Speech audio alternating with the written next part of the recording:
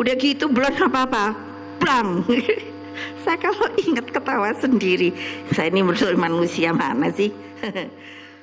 PDIP secara biologis kesannya pro-Cina dan anti-Amerika karena ada sejarah yang mengatakan Pak Karno dieksekusi dalam tanda petik oleh CIA. Kesannya miring ke Cina lebih karena tidak suka Amerika karena dendam sejarah. Apakah begitu aslinya? Ya tidak juga. Ini layak untuk dipelajari lebih jauh. Karena itu saya menyempatkan mempelajarinya dengan beberapa buku yang saya baca. Setelah saya perdalam akar masalahnya, saya bermaksud memberikan pandangan lain, sesuatu sudut pandang yang baru. Setelah membaca beberapa buku sejarah berbasis studi lapangan beberapa bulan terakhir ini, saya mencari fakta untuk memahami apa yang terjadi di Indonesia sejak tahun 1960 hingga akhir tahun 1969. Sepanjang tahun 60-an tersebut, sejarah Indonesia itu benar-benar pelajaran kelas dunia. Masa itu ada Kennedy, CIA, Soviet, Peking, Soekarno, Marilyn Monroe, PKI, Soeharto, wanita di sekeliling Soekarno, serta petinggi PKI di sekitar istana. Serta banyak lagi drama di tahun 60-an tersebut menarik sekali. 3 buku saya habiskan dalam waktu 2 bulan kemarin.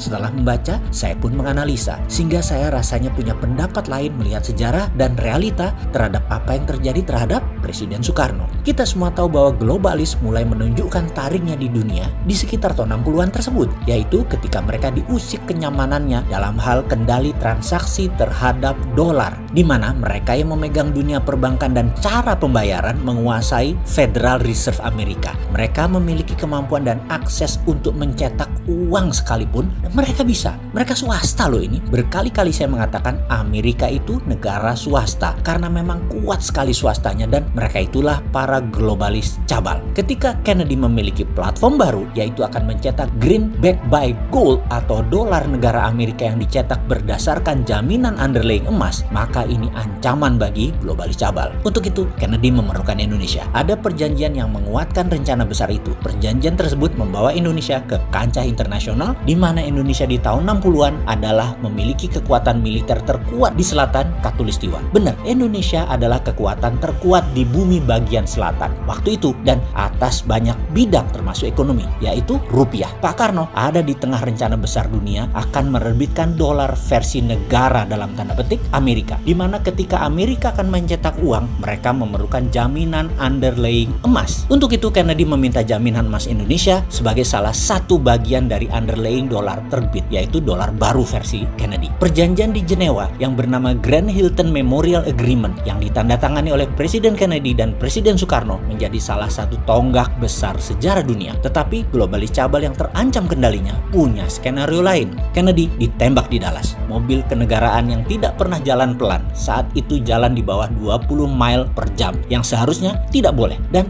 3 arah peluru menerjang Kennedy bersamaan. Meninggal di tempat beliau saat itu. Inilah konspirasi panjang yang belum pernah jelas terungkap hingga saat ini. Di belahan bumi lain, Pak Karno baru turun dari pesawat di Bandara Kemayoran kala mendengar berita kematian Kennedy. Pak Karno terkejutnya bukan main, shock. Karena apa? Karena hal ini membuyarkan skenario kerjasama Indonesia Amerika atas terbitnya dolar berbasis emas atas nama negara Amerika atau Federal Dollar. Semua akhirnya tinggal sejarah ketika Pak Karno pun oleh globalis cabal dilengserkan. Skenario ini globalis yang punya, sedangkan CIA hanya pelaksana. Karena Amerika akan mendadak menjadi negara patriotik nasionalis. Begitu juga Indonesia menjadi negara patriotik nasionalis, bukan di bawah globalis lagi. Dan globalis cabal tidak mau skenario itu. Baik, kita melompat sebentar ke masa kini. Ketika Trump pidato di PBB bulan lalu, dia secara jelas mengatakan, saya mendukung negara-negara untuk berdaulat masing-masing yang bisa diartikan deglobalisasi, anti globalis cabal. Dan itu gaya Trump banget, patriotik. Trump menjadi Kennedy baru, dan banyak yang menduga dia akan diasasin atau dibunuh oleh globalis cabal seperti cerita di dalam The Simpsons yang belum pernah meleset menceritakan kejadian di masa akan datang, termasuk ketika Trump jadi presiden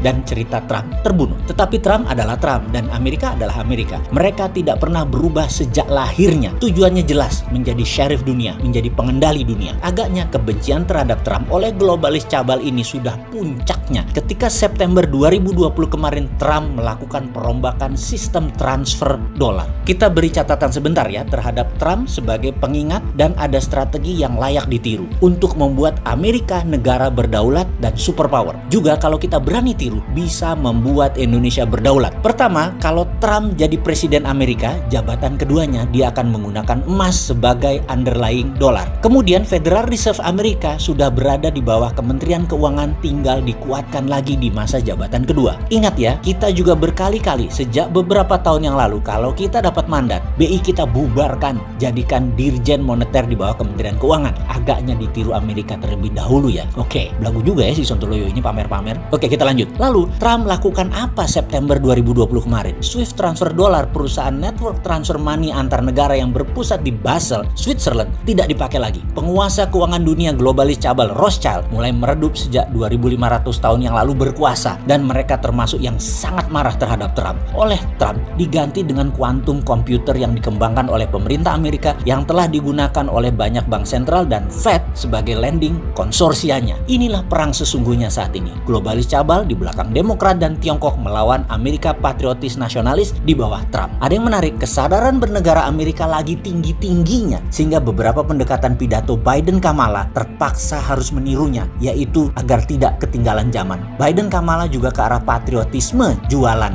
untuk pemenangan dalam Pilpres nanti. Jadi ada pengamat intelijen pertahanan dunia yang mengatakan kalau Biden menang tetap akan perang melawan Tiongkok juga globalis karena Amerika mendadak menjadi negara patriotik. Jadi Trump atau Biden, Amerika tetap Amerika. Oke. Sekarang mulai kebayang apa hubungannya dengan Omnibus Law, hubungan kebijakan luar negeri Indonesia, apa hubungannya terhadap COVID dan ekonomi Indonesia dari cerita tersebut. Apa harus dijelaskan lebih rinci lagi? Ini pelajaran sesungguhnya ada yang minat nggak sih? Yang menjabat ada yang ngerti nggak sih beginian?